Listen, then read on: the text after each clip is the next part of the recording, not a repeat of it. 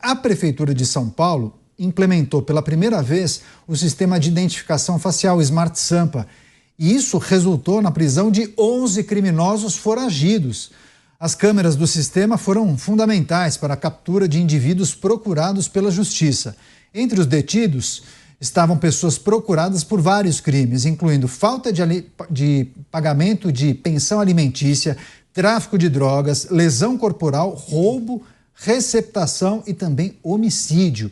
Além de auxiliar na captura de criminosos, o sistema de reconhecimento facial também possibilitou o reencontro de famílias. 2 pessoas desaparecidas foram localizadas, incluindo Matheus Fernandes de Almeida Felipe, de 24 anos, que estava desaparecido há 28 dias.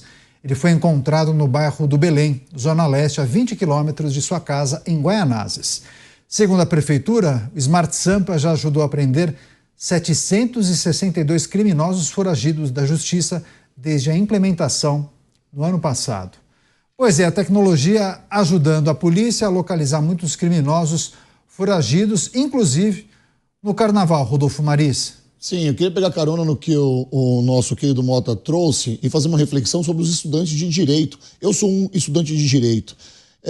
Porque o que está sendo ensinado nas faculdades de Direito, principalmente onde eu estudo ali no Mackenzie, é que o jus puniendi, Mota, está ficando para trás, quase não existe mais. O direito estatal de punir está ficando cada vez mais raro, porque essas pessoas acabam defendendo pessoas que são contra o punitivismo, por exemplo, de você cometer um crime e você ter que ser punido por isso. Tá sendo colocado uma ideia na cabeça de novos formandos do curso de Direito que essa não é a melhor solução. Ou seja, o cara te roubou, você não tem mais o direito de puni-lo de uma forma mais severa, ou seja, prendendo, exercendo o seu direito de cidadão, tirando a liberdade dele, porque é assim que o Estado faz. Você cometeu um crime, se você for punido por isso, você, lógico, dentro do devido processo legal, é claro, você vai preso. E muita gente defende que esse tipo rigoroso, que não é tão rigoroso assim, seja de fato extinto.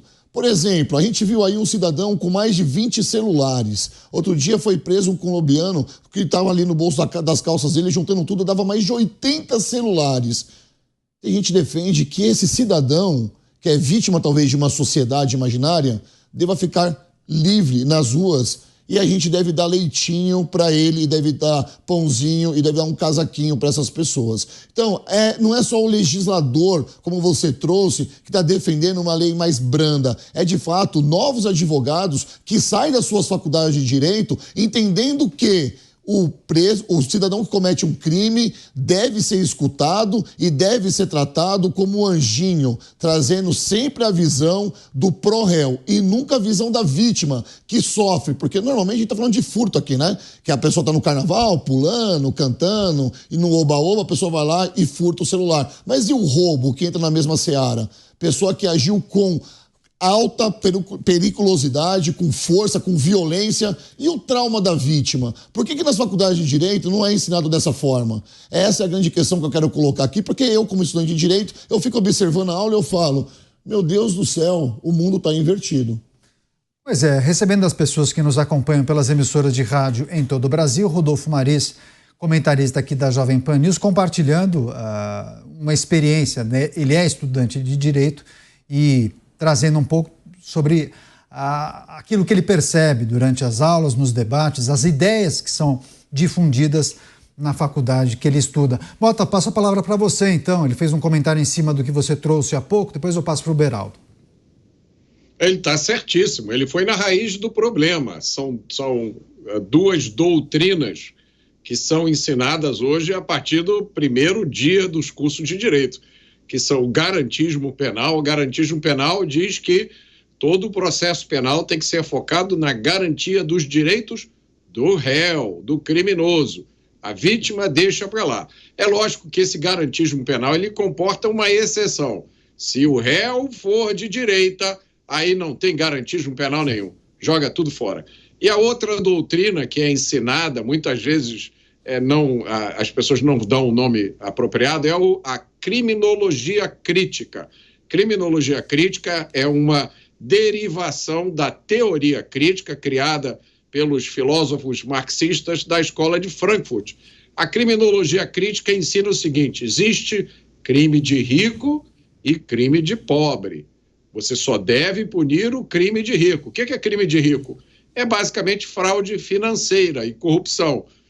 E todos os outros crimes, assalto, sequestro, estupro, vocês imaginem aí as piores coisas, a criminologia crítica diz que esses são crimes de pobre. Você não deve punir esses crimes, porque o criminoso, quando comete esses crimes, está executando a justiça social. Se vocês acham que isso que eu estou dizendo aqui é loucura, é porque é loucura mesmo. Mas isso está sendo ensinado nas escolas de direito e é defendida por algumas das maiores autoridades jurídicas desse país. Pois é, várias mensagens, manifestações de pessoas que acompanham a programação. Roberto, esse tipo de crime virou febre no Brasil, porque aqui o que impera a impunidade. Você, Beraldo? Olha, a gente tem um problema que decorre hoje da consequência de leis absolutamente obsoletas, feitas para um país que não existe mais. A gente falou da tecnologia do crime, do avanço das organizações criminosas que acompanham o avanço tecnológico, e a legislação, de fato, ela vai não apenas ficando obsoleta, como ela está, a legislação penal brasileira, como a gente vê ela sendo utilizada para fins de fortalecer um pensamento, uma mentalidade que favorece o criminoso, que obviamente tem algum propósito. Eu, sinceramente, honestamente, eu não consigo compreender esse propósito. Eu não consigo compreender o que pretende alguém que defende, por exemplo, movimentos que invadem propriedade privada. Eu não consigo compreender o que passa na cabeça, qual é o propósito de alguém que apresenta projetos e consegue aprovar projetos contando com o voto da maioria do Congresso para criar progressões de regime, saidinhas. A saidinha, vejam, 5 férias por ano de uma semana para pessoas que cometeram um crime, que ofenderam a sociedade, fizeram com que a sociedade gastasse os seus recursos para colocar aquela pessoa na cadeia. Eles têm férias. A gente vê o pena justa. O bandido ele é tão protegido hoje pelo sistema brasileiro que agora o projeto é para que ele tenha prioridade em arrumar um emprego, como se o problema do criminoso fosse a falta de emprego. Olha, eu tenho, por exemplo, uma casa no interior. Para eu conseguir a ajuda de alguém para capinar o mato, para pintar uma parede, para fazer uma manutenção, é uma loucura, porque ninguém mais quer trabalhar no Brasil. Nós somos uma nação onde não falta o emprego, falta o estímulo para a produtividade e o trabalho. Mas aí usa-se essa dinâmica para ficar colocando o bandido como uma entidade a ser protegida. Com qual objetivo? O crime só destrói a nossa sociedade, o crime só destrói o nosso país. E eu tenho um pensamento extremamente contundente, que nós precisamos inverter completamente essa lógica para que o Brasil destrua o crime e os criminosos. Que as pessoas vejam no cometimento de crime uma imensa ousadia. Mas nós estamos a anos-luz dessa realidade. Eu espero que em breve no Brasil outros ventos passem a soprar e que nós tenhamos aqui sendo construído instalações carcerárias no padrão do Secote em El Salvador, porque o Brasil está completamente dominado por organizações criminosas que precisam sair urgentemente das ruas.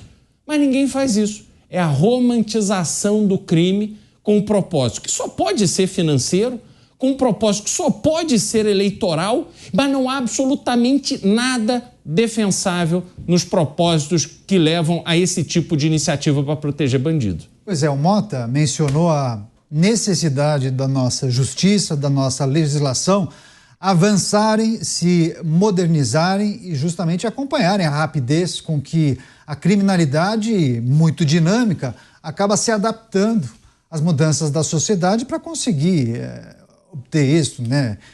Aplicar golpes, se tornar cada vez mais eficientes naquilo que ele se propõe, né?